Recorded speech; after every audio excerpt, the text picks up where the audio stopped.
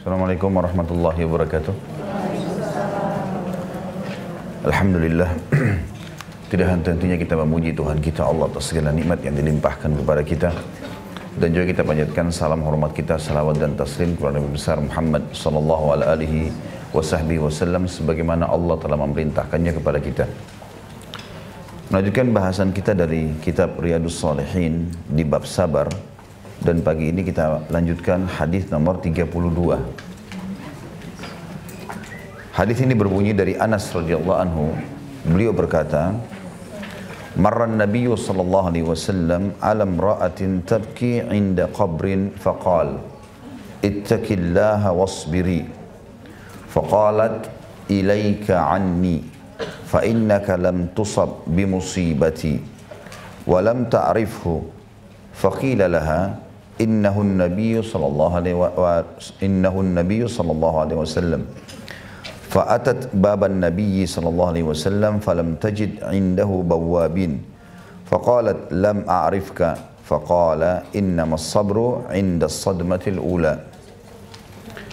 Nabi SAW pernah melewati seorang wanita yang sedang menangis di samping sebuah kuburan. Maka beliau bersabda, "Takutlah engkau kepada Allah dan bersabarlah."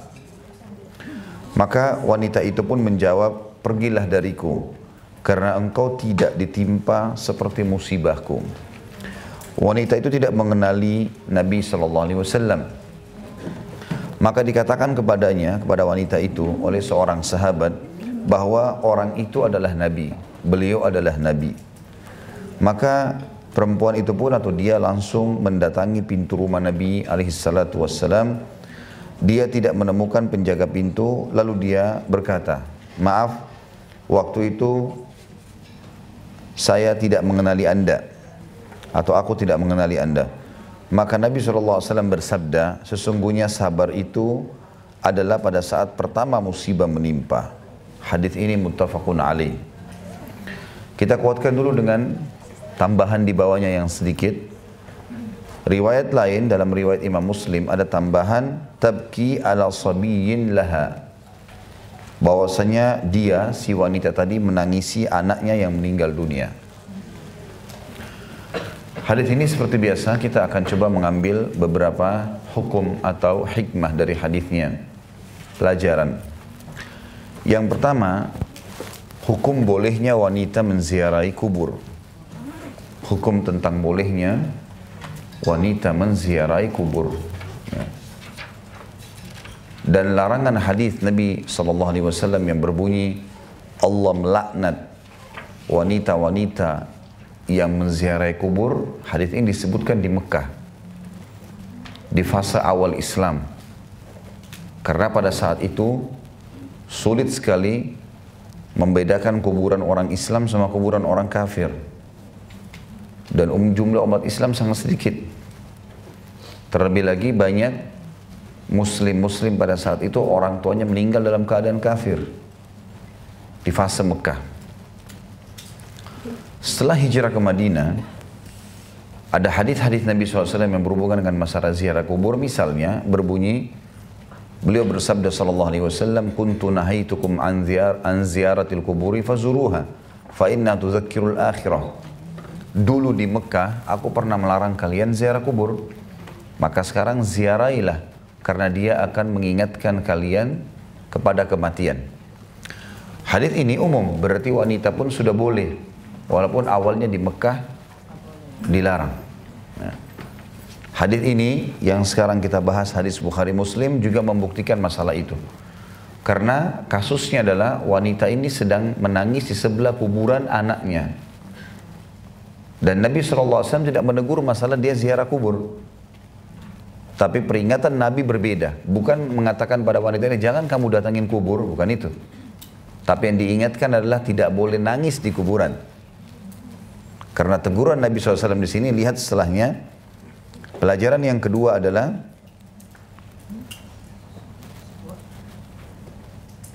bolehnya seseorang mengingatkan orang lain yang sedang salah, melakukan kesalahan.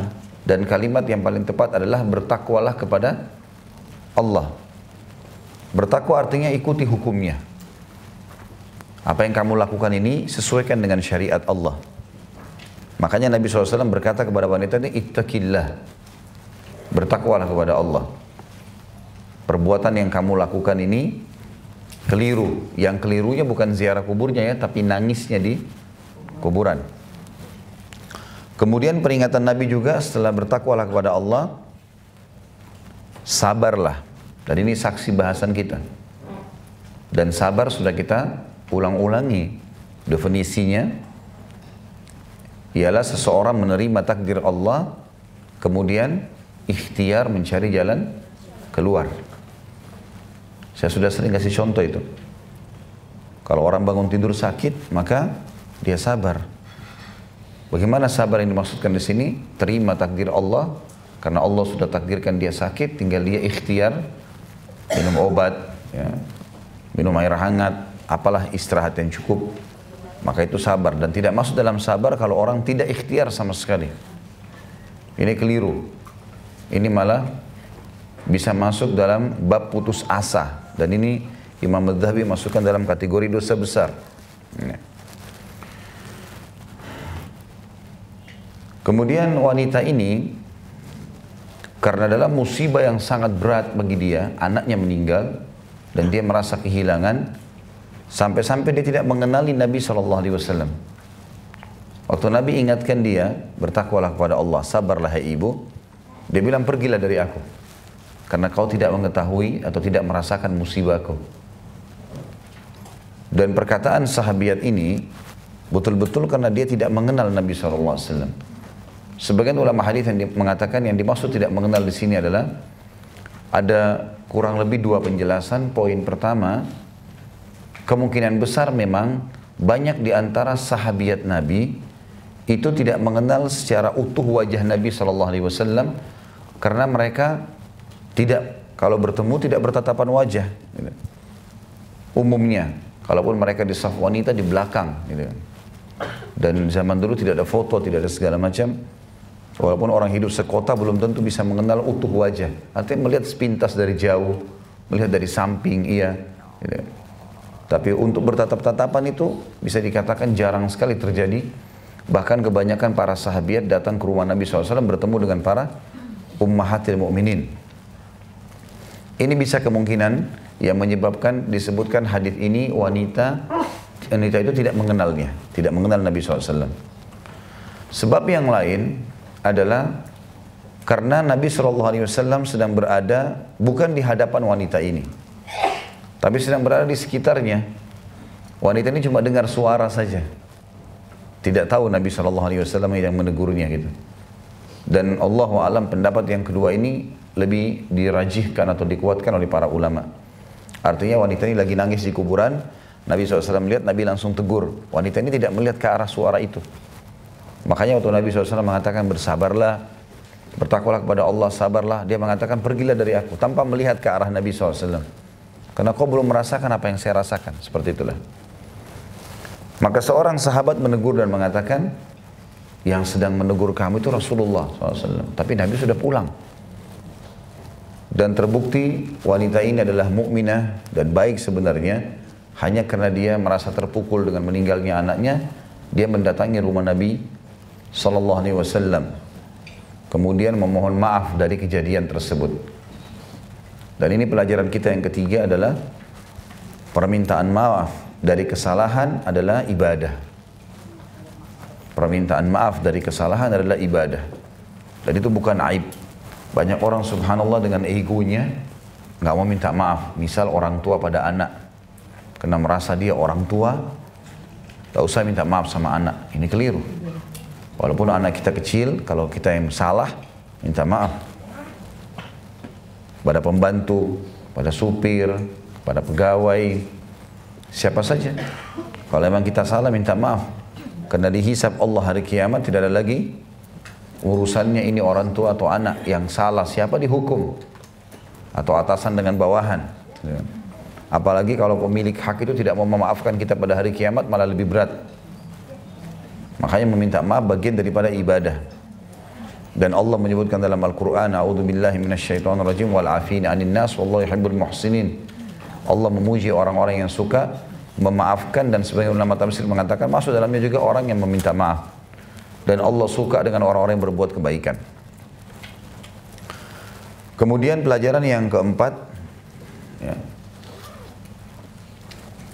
terbukanya pintu rumah Nabi SAW, dan ini juga pelajaran sebenarnya kepada para pemimpin. Terbukanya pintu rumah Nabi SAW untuk siapa saja dari kaum muslimin. Terbukti wanita ini datang menemui Nabi SAW dan rumah beliau tidak ada penjaganya. Makanya wanita ini langsung saja salam dan masuk. Lalu kemudian berbicara dengan Nabi SAW sambil mengatakan, maaf, tadi saya tidak mengenal Anda. Dan yang terakhir, dan ini inti daripada pelajaran hadis, adalah sabda Nabi SAW. Ini pelajaran yang berapa? Yang kelima. Ya. Innama as-sabru inda sadmatil ula. Ini intinya sebenarnya. Kata Nabi SAW, sesungguhnya sabar yang kamu butuhkan itu sebenarnya di awal kejadian musibah. Karena orang merasa terpukul justru di awal kejadian.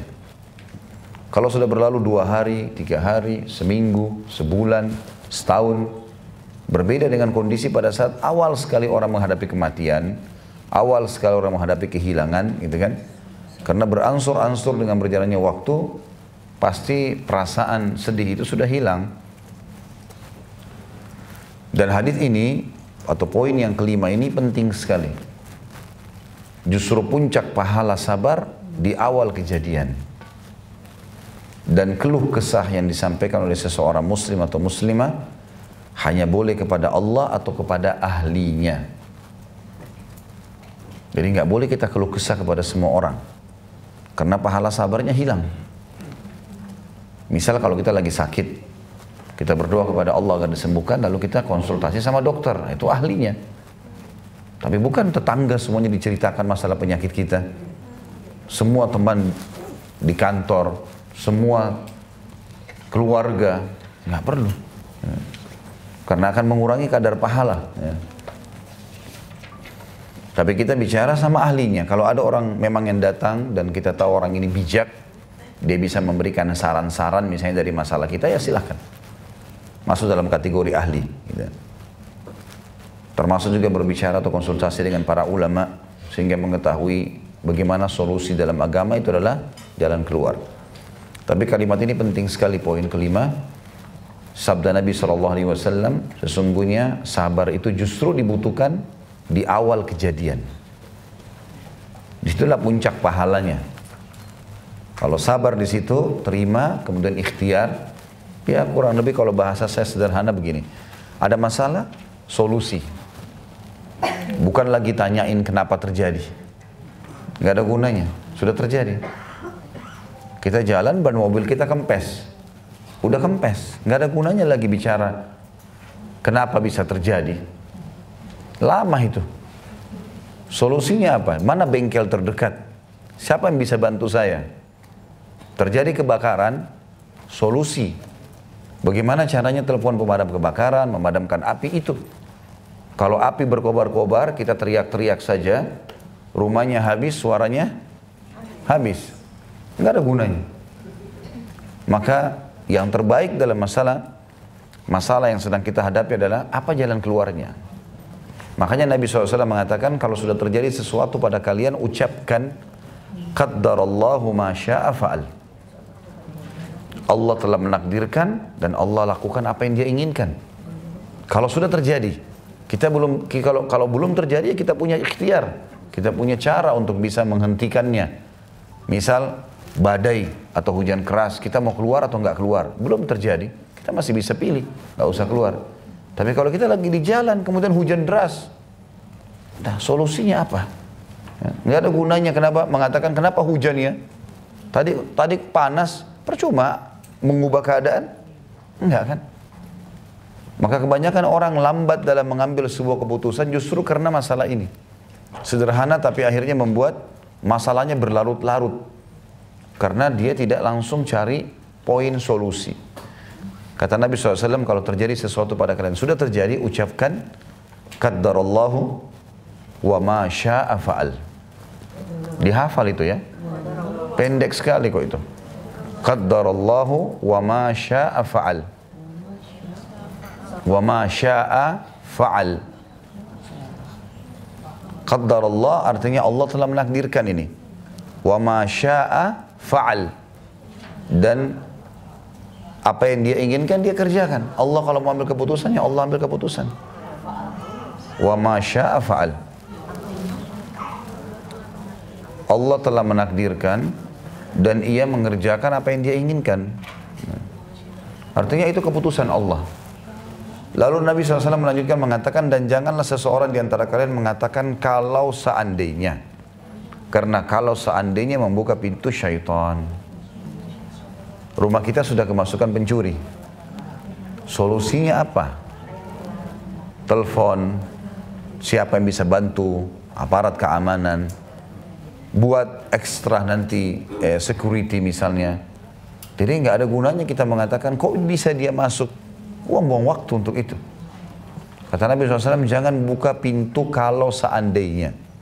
Karena pintu kalau karena kalimat kalau seandainya membuka pintu syaitan. Kita bangun flu. Kalau seandainya AC semalam saya nggak dinginin, saya nggak flu. Udah flu sekarang. Ada gunanya? Nggak ada gunanya. Ambil pelajaran. Nanti lain kali jangan terlalu didinginkan. Sudah selesai. Karena sudah terjadi. Keluar, tidak sempat sarapan, lapar di jalanan. Solusi, beli makanan. Nggak usah ribut lagi. Coba tadi saya makan di rumah. Ada makanan di kulkas. Padahal begini dan begitu. Ini panjang. Dan ini sering terjadi pada ibu-ibu ini.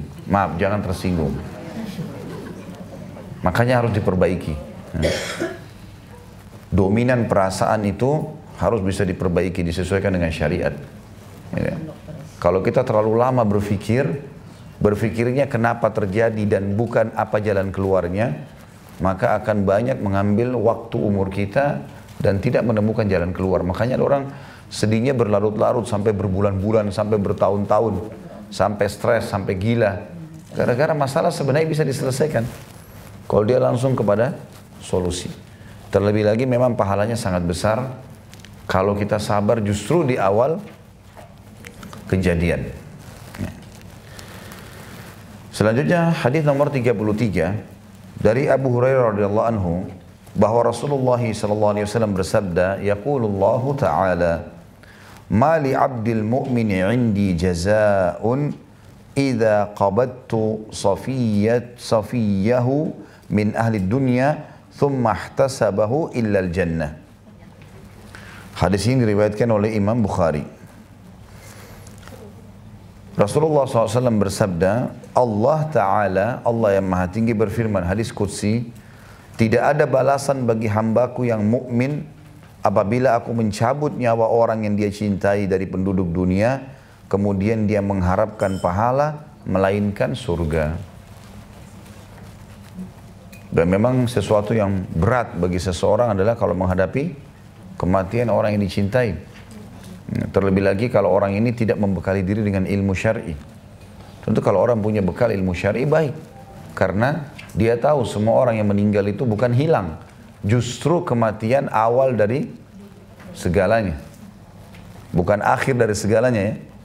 Orang kalau mati berarti dia sudah memulai awal segalanya. Karena sudah masuk dalam kehidupan yang sebenarnya. Kehidupan yang abadi. Cuman masalahnya memang di sana sudah tidak ada perbaikan. Surga atau neraka. Masuk surga akan abadi. Nikmat selamanya. Yang menentukan di sini di dunia. Jadi sebenarnya kematian awal dari segalanya, bukan akhir. Orang mukmin faham masalah itu. Dan subhanallah memahami tentang masalah kematian ini akan terjadi dan merupakan awal segalanya akan memotivasi seorang muslim atau muslimah selama hidup di dunia berbuat kebaikan. Karena memang tidak ada waktu. Sampai kapan kita mau berlalai-lalai ini? Waktu yang sudah berlalu kemarin tidak bisa diperbaiki, nggak bisa direview. Kalau tadi subuh orang tidak sholat, dia nggak bisa perbaiki. Gimana caranya dia mau perbaiki? Kalau dia sengaja meninggalkan dan dia baru tahu sekarang ternyata hukumnya wajib misalnya, maka sudah menjadi kekosongan dalam buku amalnya. Walaupun dosa itu dia bisa taubat, tapi beda pahalanya dengan orang yang sudah mengerjakan subuh tadi. Kan itu. Yang tidak bisa diperbaikin, susah sekali. Kalau amal soleh yang ketinggal, susah untuk dikejar itu. Kita tinggal bisa mengerjakan hari ini dan besok. Oleh karena itu seseorang kalau sadar ada kematian dan ada kehidupan abadi di sana, dan mati adalah awal segalanya yang sifatnya kekal, maka dia akan termotivasi untuk memperbanyak amal soleh selama di dunia. Dan tidak ada waktu untuk berlalai-lalai lagi. Udahlah, yang berlalu sudah. Tapi sekarang ke depan ini harus semuanya baik. Dan menjadi orang baik sebuah prestasi. Jadi orang yang soleh dan soleh prestasi. Dan sudah sering saya ingatkan, tidak usah malu dengan penilaian orang, gak penting kok.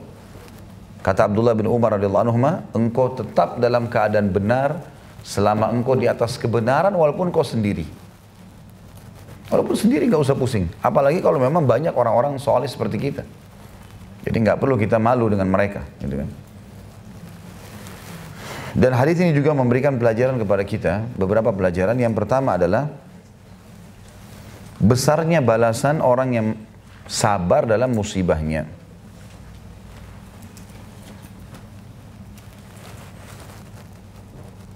Yang kedua, balasan bagi orang yang sabar karena kematian, surga. Dianya dapat jaminan surga. Makanya sebagian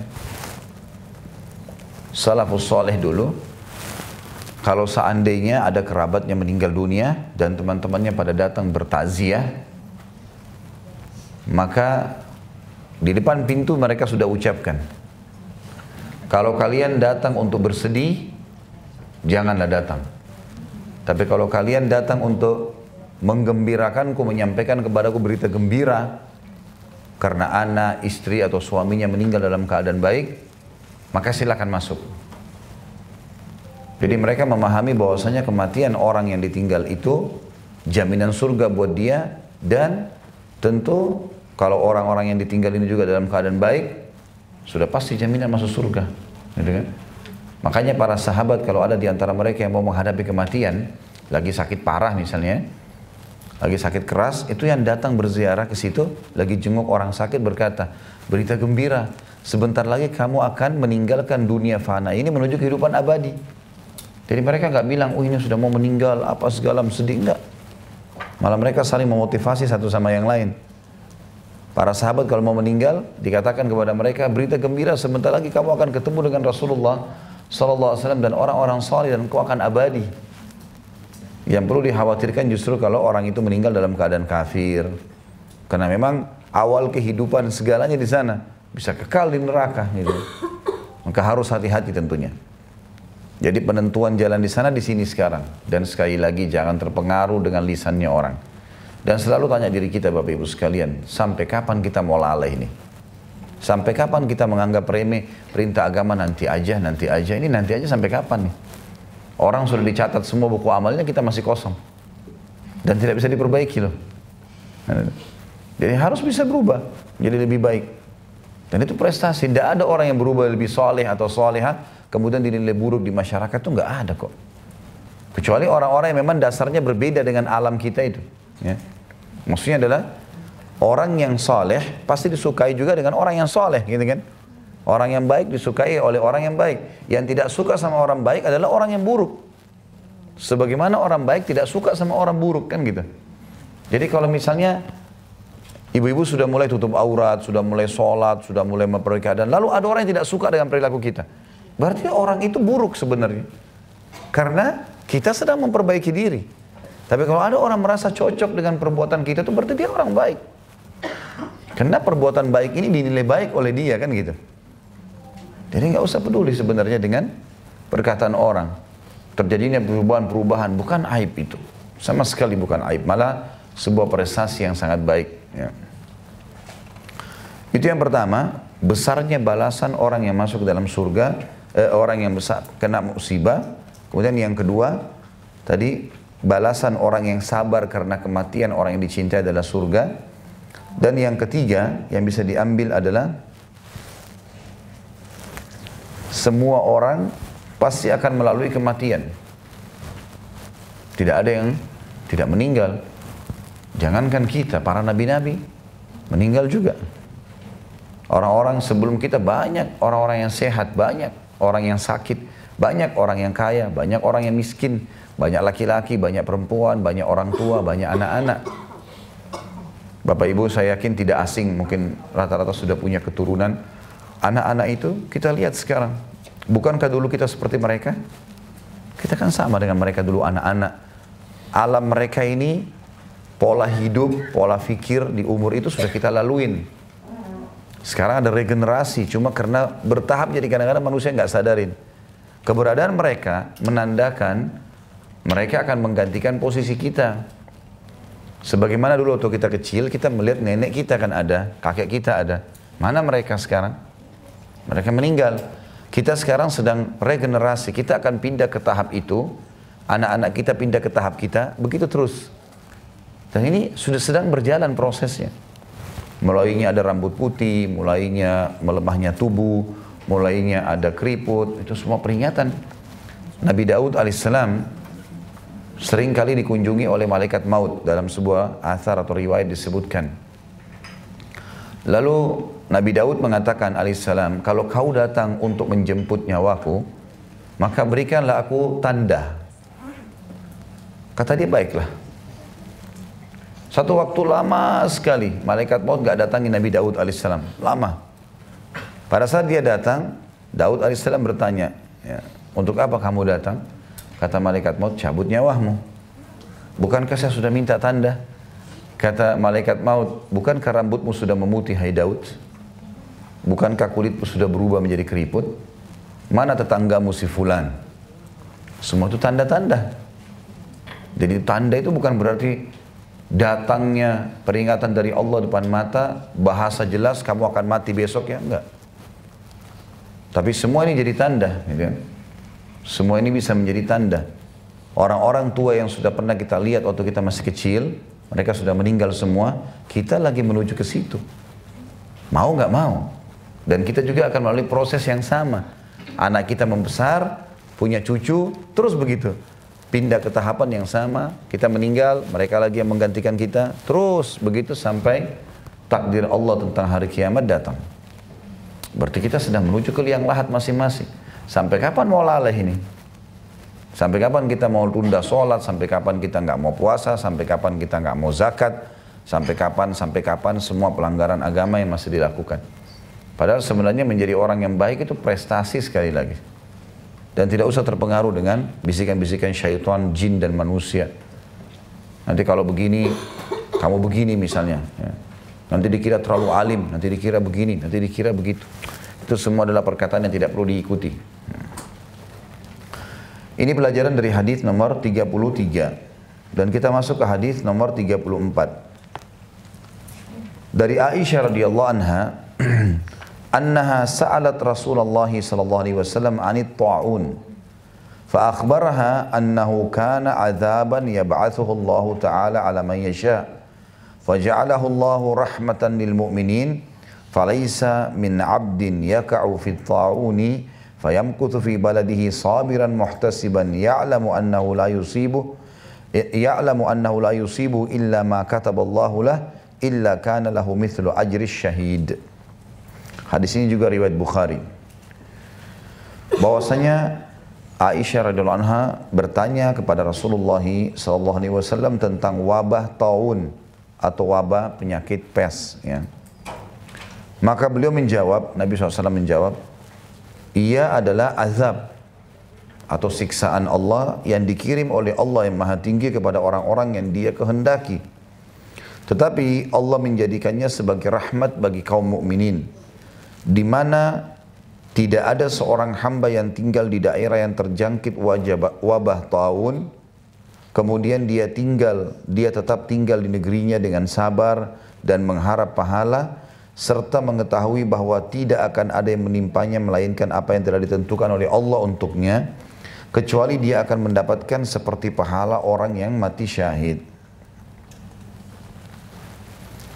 Hadis ini memberikan pelajaran kepada kita banyak sekali. Yang pertama adalah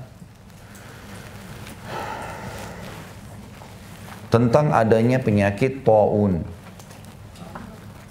penyakit pes tadi ya. Ada yang mengatakan juga ini kusta, ya, atau yang sejenisnya. Biasanya penyakit ini menular sekali dan memang agak menyiksa. Artinya orangnya menjadi kurus, kadang-kadang ada bagian anggota tubuhnya yang ya jatuh ya, dan seterusnya. Ini penyakit yang memang berat. Tetapi penyakit ini memang disebutkan dalam hadis azab bagi orang-orang kafir dan dia rahmat bagi orang beriman. Dia rahmat bagi orang beriman. Penyakit taun ini, tentu ini masih di pelajaran pertama ya, tentang adanya penyakit taun. Penyakit taun ini sering terjadi tiba-tiba, kadang-kadang tanpa sebab. Sebagaimana hadis Nabi SAW yang berbunyi, tidak akan terjadi kiamat kecuali ada sekelompok umatku yang kena penyakit taun. Dan itu terjadi pernah di zaman Umar bin Khattab radhiyallahu anhu. Banyak sahabat yang kena ini. Tetapi dia rahmat bagi orang beriman, karena kalau dia sabar, dalam hadis disebutkan akan mendapatkan pahala orang mati syahid.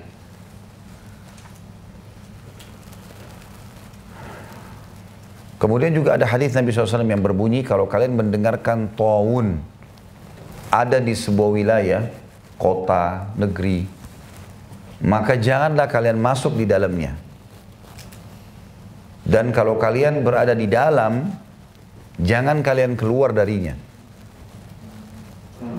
Maksudnya di sini tentunya supaya jangan menular, ya. Kalau kita dengar di sana ada penyakit itu, jangan masuk. Kalau kita sudah terlanjur di dalam, jangan keluar. Pernah di zaman Umar bin Khattab radhiyallahu anhu, beliau pernah jalan dengan beberapa orang sahabat dan muslimin umumnya. Kemudian mau masuk ke satu wilayah. Ternyata terdengar di wilayah itu ada penyakit taun. Lalu Umar berkata kepada para sahabat yang masih hidup waktu itu, siapa yang punya berita tentang ini dari Nabi SAW? Waktu itu Umar belum mengetahui hadis ini. Kemudian ada beberapa sahabat yang mengatakan, wahai Amir Mu'minin, kenapa kita harus lari? Masuk aja. Ada penyakit, gak ada penyakit, kita masuk aja. Kalau kena ya sudah takdirnya Allah. Kalau nggak kena ya sudah takdirnya Allah. Seperti itulah. Kata Umar bin Khattab, ini pelajaran penting. Saya lari dari takdir Allah ke takdir Allah yang lain. Sekarang belum terjadi.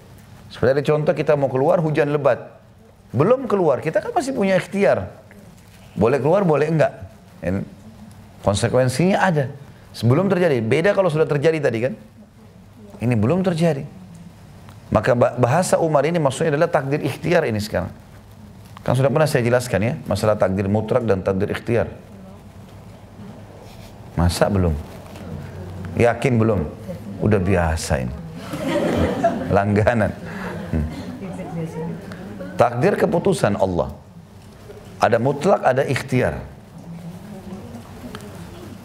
Kalau kita bahas masalah takdir Allah, keputusan Allah yang tercatat di Lauhil Mahfuz, di atas langit sana, tidak akan pernah berubah.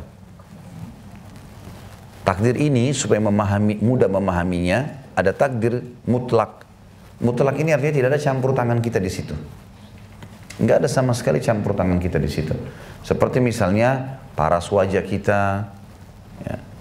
Ini mata kita jumlahnya 2 seperti ini, alisnya begini, berapa jumlah bulu matanya, bulu alisnya segala macam, fungsi-fungsi anggota tubuh semua ini, ya. Itu mutlak, Allah yang tentuin, kita nggak bisa milih itu. Siapa orang tua kita? Kita lahir, ini ibumu, ini ayahmu. Kita nggak bisa milih. Kemudian fenomena alam, ya. Pohon mangga, daunnya seperti itu, buahnya seperti itu, nggak bisa diubah, gitu kan? Kemudian juga pergantian siang malam, musim-musim, ya. Semua sistem fenomena alam ini itu juga takdir mutlak, dan masuk dalamnya adalah kematian mutlak. Kita mati di mana, kapan, dalam keadaan apa, kita nggak tahu. Sampai kata Nabi SAW, kalau seandainya Allah ingin seorang hamba meninggal di sebuah tempat, Allah akan buat dia punya hajat di tempat itu. Kalau Allah mau kita mati di Amerika, sebelum meninggal kita akan punya hajat penting ke sana. Kita akan ke sana lalu mati di sana. Itu mutlak, kita bukan campur tangan. Enggak ada urusannya kita di situ. Yang kedua, takdir Allah juga ditentukan di Lauhul Mahfuz. Tapi ini ikhtiar, sesuai dengan ikhtiar hamba itu. Allah yang ciptakan semuanya, gitu kan? Tapi misalnya ikhtiar kita kayak makan, minum, ya, menikah, berteman, ya. Itu kan ikhtiar kita ya. Sekarang semua kita masing-masing tadi sebelum hadir sini, milih baju masing-masing kan? Saya pilih baju ini, teman-teman di sini memilih bajunya masing-masing, itu kan ikhtiar. Tadi mungkin ada yang sarapan apa, ada yang nasi goreng, ada yang telur, ada yang susu, ada yang kopi, ada yang teh. Ikhtiar dia. Perilaku sehari-hari ya, yang kita lakukan, makan, minum, pakaian, berteman, menikah, ya, berbisnis, memilih jurusan kuliah, semua kan ikhtiar kita. Nah ini juga takdirnya Allah, tetapi Allah mencatatnya di Lauhul Mahfuz sesuai dengan keluasan ilmunya Allah. Kalau si fulan-fulan ini semua akan memilih perbuatan itu selama dia hidup. Seperti misal, kita hadir dalam majelis ini. Ini sebenarnya sudah dicatat di Lauhul Mahfuz. Pada hari ini akan ada majelis di sini yang hadir fulan. Tapi itu bukan sebuah paksaan dari Allah, enggak. Allah sudah tahu bahwasanya mereka akan pilih perbuatan itu. Kita ini semua akan milih hari ini ke sini. Tapi sebelum kita lahir Allah sudah tahu itu. Sampai kita mati ini, semua Allah sudah tahu apa yang kita lakukan. Kalau ditanya apakah Allah sekarang sudah tahu siapa penghuni surga neraka, jawabannya iya. Tapi Allah bukan memaksakan dia masuk neraka, enggak. Allah menentukan takdir dia yang bersifat perilaku-perilaku dia sehari-hari, ya, sesuai dengan pilihan dia masing-masing. Makanya Allah Subhanahu wa taala berfirman dalam Al-Qur'an, "A'udzu billahi minasyaitonir rajim, faman syaa'a falyu'min wa man syaa'a falyakfur." Siapa yang mau beriman, silahkan.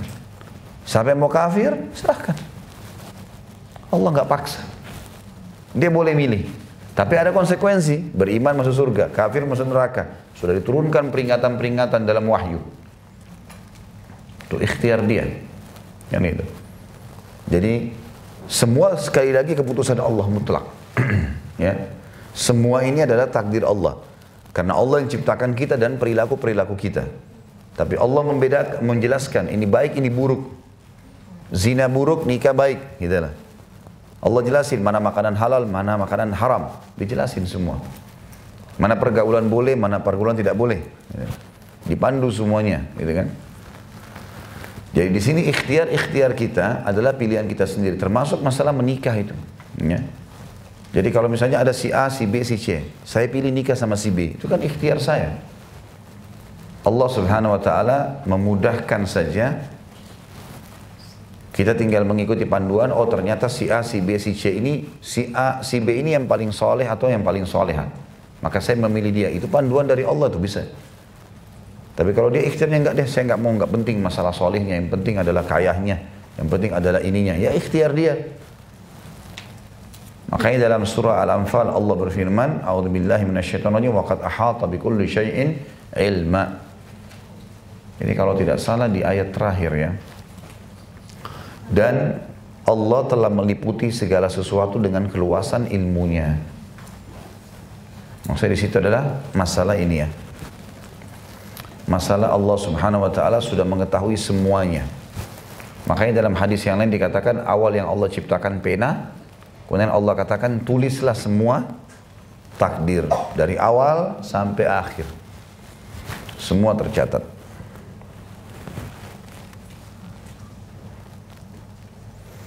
Jadi perkataan Umar bin Khattab tadi mengatakan saya lari dari takdir Allah ke takdir Allah yang lain, maksudnya ikhtiarnya. Kan saya masih punya ikhtiar. Ini penyakit nih, nggak boleh saya bilang nggak apa-apa deh, saya jerumusin sana, kena nggak bisa, karena itu ikhtiar kita, kan gitu. Beda kalau memang sudah lahir jenis kelaminnya laki-laki atau perempuan, ya sudah mutlak itu Allah sudah pilihin. Ya selesai, seperti itulah. Maka pada saat itu ada beberapa sahabat yang tidak sefaham dengan Umar bin Khattab, mereka masuk dan mereka kena penyakit taun itu. Kemudian pada saat sebagian sahabat sempat masuk ke wilayah itu, ada orang datang dari belakang kafilah, datang mengatakan kepada Umar, ya Amir Mu'minin, saya punya informasi dari Nabi SAW. Tapi beberapa orang sudah masuk ke dalam. Kata Umar, sampaikanlah. Dia bilang, saya mendengarkan Rasulullah SAW bersabda, kalau kalian dengar taun di sebuah lokasi, janganlah kalian masuk ke dalamnya. Dan kalau kalian ada di dalam, jangan kalian keluar. Kata Umar, alhamdulillah yang telah memandu saya pada kebenaran. Dia punya ikhtiar. Dia punya ikhtiar. Apalagi sebelum kita mengambil sebuah keputusan, kita istikharahkan, itu pasti ada petunjuk dari Allah. Misal kita mau nikah sama seseorang, memang kita istikharah, pasti ada jawaban dari Allah. Jawabannya misal kita dapatkan informasi buruk tentang dia, atau dia melakukan satu perbuatan yang aneh, ya memang melanggar agama, ya itu sudah peringatan dari Allah. Karena nggak mungkin Allah subhanahu wa ta'ala, tanda kutip ini ya, menurunkan tangan dari langit memberhentikan kita dari satu kesalahan atau menyuruh kita berbuat kebaikan. Allah dengan kemahamurahnya menurunkan kitab suci Al-Quran, mengutus Rasulullah Muhammad SAW, inilah sunnahnya. Panduan semua sudah ada. Supaya satu panduan, semuanya silakan ikuti. Gitu. Jadi sudah jelas semuanya. Ini pelajaran kita yang pertama dari hadis tentang adanya penyakit taun dan bagaimana kalau dia ada di satu lokasi, kita nggak boleh ke sana, dan kalau kita sudah terlanjur kena wabah itu atau ada di lokasi situ, tidak boleh keluar. Pelajaran yang kedua adalah pahala yang besar bagi orang yang terkena taun dan dia sabar, yaitu pahala syahid. Ya, makanya dalam sebuah hadis yang lain disebutkan orang yang mati membela agama Allah, meninggikan kalimat la ilaha illallah, mati syahid, maksudnya perang. Orang yang mati kebakaran, syahid. Orang yang kena penyakit taun, syahid. Ya. Kemudian orang yang tenggelam, syahid. Ya. Orang yang terjungkal dari kendaraannya, tunggangannya, syahid. Wanita yang meninggal masa melahirkan, syahid. Orang yang meninggal membela kehormatannya, hartanya, ada perampok yang datang, syahid. Gitu kan? Jadi jelas sekali, atau ada orang terbunuh secara zalim ya. Ada orang menzalimi dia lalu dia terbunuh, maka juga syahid ya. Atau tidak, orang tidak tahu, seperti misalnya ada sahabat Nabi namanya Hudzaifah bin Yaman radhiyallahu anhu. Hudzaifah sahabat, Al-Yaman ayahnya juga sahabat. Al-Yaman sama Hudzaifah dua-duanya hadir di perang Uhud. Tapi Al-Yaman ini karena sudah tua, dia nggak ikut perang awalnya. Jadi sahabat taunya Al-Yaman lagi nunggu di benteng di Madinah gitu kan. Tapi Al-Yaman bilang sama ada temannya, sama-sama orang tua, berapa sisa umur kita sekarang? Dia bilang sama temannya, nggak ada lagi kecuali tinggal hitungan hari ini. Sudah tua dua-duanya. Kenapa kita tinggal di sini? Mereka sekarang di medan perang ini tinggal tunggu dibunuh musuh mati syahid. Ayo kita keluar. Kata si Al-Yaman, sama ada satu sahabatnya dia gitu kan, orang tua. Jadi pasukan muslimin tidak tahu kalau Al-Yaman nanti hadir di medan perang. Maka Al-Yaman ini pun pakai baju perang, kemudian dia masuk ke kancah peperangan. Waktu masuk ke kancah peperangan, karena datang dari luar kancah peperangan, orang Islam pikir ini orang kafir yang menyerang, maka dibunuh oleh pasukan muslimin. Hudzaifah sempat bilang, ayahku, hai muslimin. Tapi orang nggak dengar, karena di kancah peperangan lagi berkecamuk. Karena tadinya kan di pasukan, mereka saling kenal siapa yang keluar. Ini orang, dan zaman dulu orang pakai besi semua, tinggal matanya aja. Orang nggak kenal siapa orang ini gitu. Maka terbunuhlah Al-Yaman. Tapi Nabi SAW menghitung dia mati syahid. Walaupun terbunuh di tangan muslimin, karena dia sudah niat keluar berperang. Terbunuh secara salah di sini. Ya. Orang tidak sengaja, dan yang membunuhnya juga tidak berdosa. Tetapi tetap Nabi SAW membayar diahnya. Dan waktu Hudzaifah menerima dia itu seperti tebusan ya. Kalau ada orang membunuh orang lain, maka walaupun sengaja tidak sengaja dia harus membayar semacam nilai tertentu kepada keluarganya orang itu. Ya tentu ini berbeda-beda keputusannya, tergantung pemerintah setempat menetapkan berapa itu. Ya. Kalau tidak salah di Saudi itu kalau orang membunuh diahnya 100.000 rial sekarang. Sekitar 350 juta, 360 juta yang harus dibayar kepada kerabat orang yang dibunuh tadi. Ya. Maka Nabi SAW pun memberikan diahnya, karena ini adalah terbunuh secara salah, pemerintah yang bayar. Nabi SAW bayar kepada Hudzaifah, Hudzaifah sedekahkan. Tapi di sini saksi bahasan kita sebenarnya adalah Al-Yaman pun mati syahid. Sementara yang terbunuh di tangan muslimin, cuma memang tidak ketahui dan sudah di kancah peperangan. Dan ini fadilah yang sangat besar. Tentu orang mati syahid adalah fadilahnya besar, masuk surga tanpa hisab, nggak ada lagi fitnah kuburan, ya. Nggak ada lagi dengan amal hari kiamat. Ya. Tinggal khilaf di antara ulama, apakah semua orang mati syahid hukumnya sama dengan orang mati syahid di kancah peperangan, artinya bisa memberikan syafaat 70 keluarganya. Karena ada hadis yang berbunyi, orang yang mati di jalan Allah berperang, dia bisa memberikan syafaat 70 keluarganya. Dia bisa tunjuk, fulan, kamu ikut saya. Gitu. Selama memang keluarganya atau kenalannya itu mati dalam keadaan Islam. Walaupun ada banyak dosanya. Kuasa Allah itu. Makanya para sahabat saling mewasiatkan satu sama yang lain kalau mereka mau pergi berperang.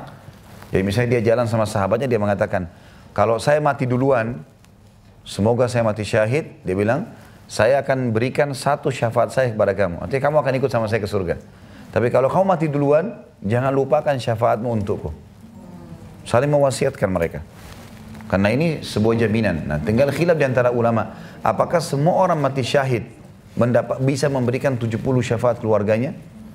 Pendapat yang paling kuat mengatakan tidak. Kecuali orang yang mati di medan perang. Artinya orang yang meninggal kena penyakit taun, orang yang meninggal karena tenggelam tadi atau kebakaran, yang lain ini, itu dapat kedudukan di surga, apapun yang dijanjikan untuk orang mati syahid, tapi dia tidak bisa memberikan 70 syafaat keluarganya. Karena 70 keluarga ini, hadisnya dikhususkan untuk orang yang mati di medan perang. Mati di medan perang. Tentu juga ada cara untuk mendapatkan pahala syahid ini. Walaupun misalnya seseorang di antara kita tidak ikut berperang, tidak meninggal dalam punya penyakit taun, tidak karena terjungkal dari tunggangan atau tabrakan, tidak karena kebakaran atau tenggelam atau seterusnya, atau melahirkan misalnya kalau perempuan, dengan cara kita niatkan dengan ikhlas dalam hati supaya kalau mati syahid. Sebagaimana hadis Nabi SAW yang sahih berbunyi, man talaba syahadata bisidq ballagahu Allahu manazila syuhada wa in mata ala firashi. Siapa yang memohon dengan tulus dalam hatinya untuk mati syahid, maka Allah akan berikan dia kedudukan orang mati syahid di surga walaupun dia mati di atas ranjangnya. Jadi harus menjadi target dan selalu berdoa kepada Allah agar Allah tutup hidup kita dengan mati syahid, karena pasti orang akan mati kan. Cuma mati terbaik adalah syahid. Dan saya sudah pernah jelaskan, orang kalau mati tidak ada lagi hubungannya dia dengan apa yang orang yang sedang hidup di antara kita melihat apa yang terjadi. Misal ada orang tabrakan, kepalanya hancur, ada orang tenggelam di lautan dimakan ikan, badannya nggak ditemukan sedikit pun potongan tubuhnya, atau meledak di pesawat nggak ditemukan potongan badannya. Semua ini mungkin bagi kita yang masih hidup seram ya, tapi bagi dia sudah tidak rasa itu lagi. Karena orang yang mati semuanya merasakan satu saja. Apa itu? Sakaratil maut. Cuma itu. Proses malaikat mencabut ruhnya. Kalau dia orang beriman, maka akan mudah. Kalau dia orang fasik atau kafir akan sulit. Itu saja poinnya. Jadi orang yang ditabrak kereta api nggak lagi bilang, aduh kepala saya sakit. Nggak ada lagi. Atau orang yang ditusuk sama musuh. Oh ya perut saya sakit ditusuk. Nggak. Dia udah nggak rasa itu lagi. Gitu kan. Dia cuma tahu malaikat dia cabut ruhnya, selesai urusan dia sama itu. Masalah fisiknya nanti diapakan sama musuh, mau dibakar, mau diapa, nggak ada urusan. Nah, jadi kita jangan tertipu dengan apa yang terlihat. Sehingga banyak orang khawatir mati syahid gara-gara fenomena yang terjadi. Padahal sebenarnya tidak ada hubungannya sama sekali. Ya inilah yang membuat para sahabat benar-benar berani dalam kancah peperangan. Karena mereka faham masalah ini. Mereka faham masalah ini. Seorang sahabat yang mulia namanya Anas radhiyallahu anhu tidak sempat hadir di kancah peperangan Badr. Karena perang Badr tadinya bukan niatnya untuk perang, niatnya untuk menghadang kafilah Quraisy. Kafilah dagangnya Quraisy mau dihadang, mau dikembalikan, mau diambil, mau dikembalikan kepada para sahabat yang muhajir dari Mekah, orang-orang hijrah dari Mekah untuk dikembalikan hak-haknya diambil oleh orang Quraisy di Mekah. Yang jelas pada saat itu keluarnya pilihan, bukan kewajiban. Ada seorang sahabat namanya Anas radhiyallahu anhu, Anas bin Nadhr, ya, seorang sahabat yang mulia. Dia merasa menyesal karena waktu pulang Nabi SAW dari perang Badar dengan 314 orang, 314 orang ini, 313 orang, 314 sama Nabi SAW, pulang dari Badar membawa kemenangan dan tokoh-tokoh Quraisy banyak yang mati. Maka kata Anas, kalau seandainya setelah hari ini ada peperangan lagi Nabi SAW dengan Quraisy, saya akan membuktikan kepada Allah kalau saya memang ingin mati syahid. Maka terjadilah 1 tahun kemudian perang Badar tahun 2 Hijriah, perang Uhud tahun 3 Hijriah. Di perang Uhud, pasukan muslimin sempat terpukul dan banyak jadi korban, kurang lebih 70 orang mati. Gitu kan. Pada saat itu, tersebar berita di kancah Uhud, kalau Nabi SAW terbunuh. Karena Nabi SAW sempat jatuh dalam sebuah lubang, kemudian ada seorang yang bernama Ibnu Qami'ah, memukul pundak Nabi SAW dengan pedang ke kanan dan ke kiri. Sampai kata Nabi SAW, saya merasakan sakitnya selama sebulan. Ya, karena luar biasa kerasnya pukulan tersebut. Lalu tersebar berita, kalau Nabi SAW telah mati terbunuh. Para sahabat kendor semuanya pada saat itu. Sampai Umar bin Khattab pun radhiyallahu anhum ajma'in yang terkenal dengan kekuatan imannya, mengatakan, saya waktu dengar Nabi SAW mati terbunuh, maka saya pun terduduk di kancah peperangan dan melepaskan pedang saya. Udah, pasrah aja deh sudah. Nabi mati, masih baru pertama hijrah ke Madinah gitu kan. Ini isu saja sebenarnya. Maka kata Umar bin Khattab, saya pun dengan beberapa sahabat terduduk. Kita sudah kayak putus asa gitu. Artinya tanda kutip di sini ya. Merasa sedih. Lewatlah Anas bin Nadhr menuju ke arah musuh. Musuh jumlahnya 2000 orang sekian. Anas bin Nadhr lewat sendirian. Umar tanya, dengan dia picu kudanya. Kata Umar, hai Anas, mau kemana kamu? Anas berhenti, ditarik kudanya. Lalu dia bilang, ke musuh? Loh kok bisa? Dia bilang, iya saya mencium bau surga di sana.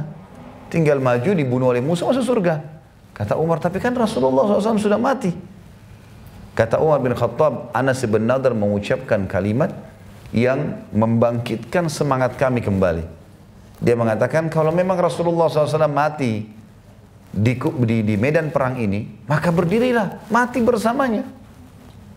Kata Umar, tidak pernah terlintas sebelumnya kalimat itu. Maka kami pun jadi semangat kembali dan kami berusaha mengikuti Anas dan kami tidak mampu mengikutinya. Sampai pada saat selesai perang tidak ditemukan sedikit pun potongan tubuhnya Anas. Kecuali jarinya, ada potongan jarinya, badannya kemana-mana, sabit-sabit oleh musuh gitu kan. Sampai ditemukan potongan jarinya yang ditahu oleh adik perempuannya. Tapi apa yang membuat dia berani sampai badannya tercapai pun seperti itu?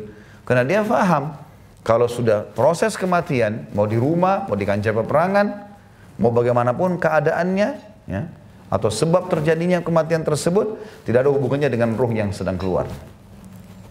Bisa ditangkap pesannya ya?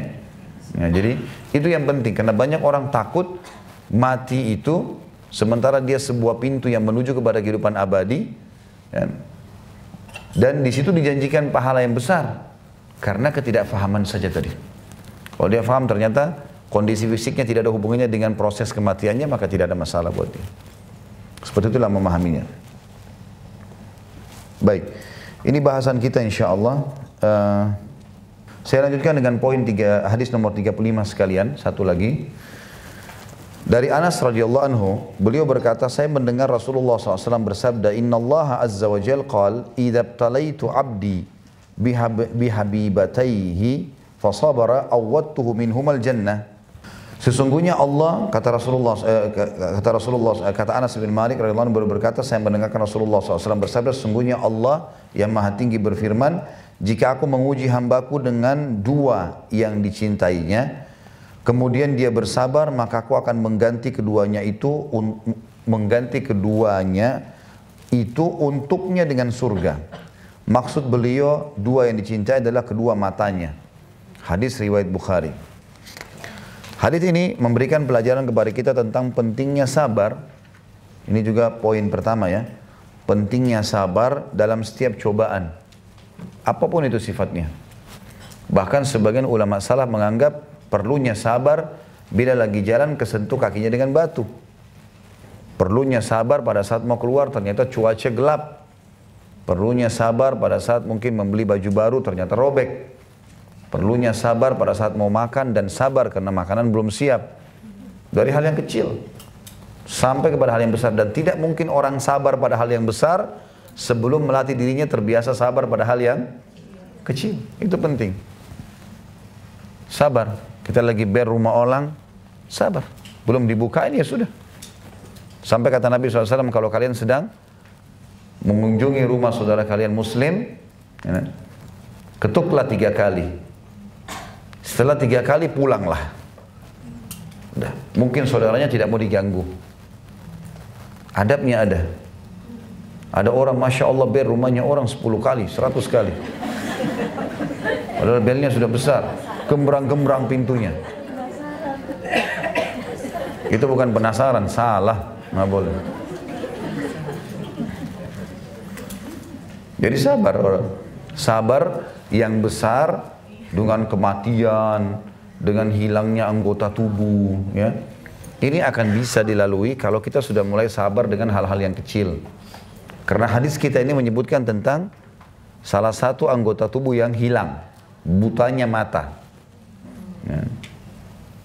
Kalau orang buta matanya tiba-tiba, kemudian dia sabar, maka balasannya surga. Jadi semua orang yang buta itu asal ikhlas, maka mereka dapat pahala, mereka dapat surga, ada jaminan surga.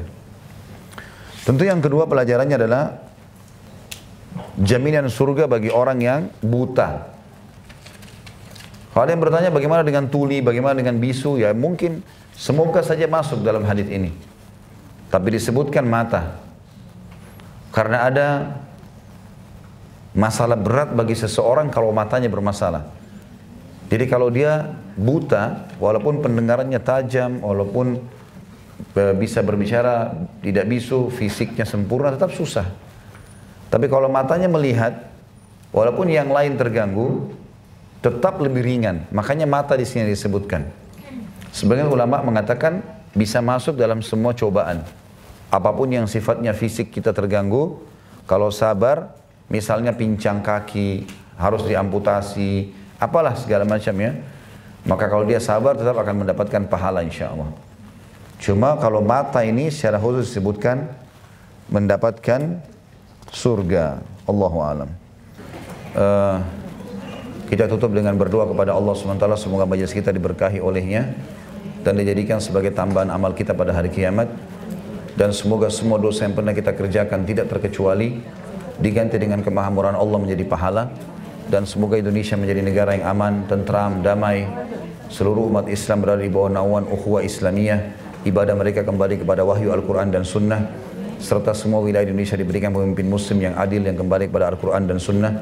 Serta semoga Indonesia menjadi contoh bagi negara-negara yang lain. Dan kita selalu mendoakan saudara kita di Palestina, di Syria, di Yaman, di Irak, di Myanmar, di Ahsa, dimanapun mereka berada dan sedang tertindas. Semoga Allah ikhlaskan niat mereka, terima para syuhada mereka, muliakan Islam di tangan mereka dan tangan kita semua.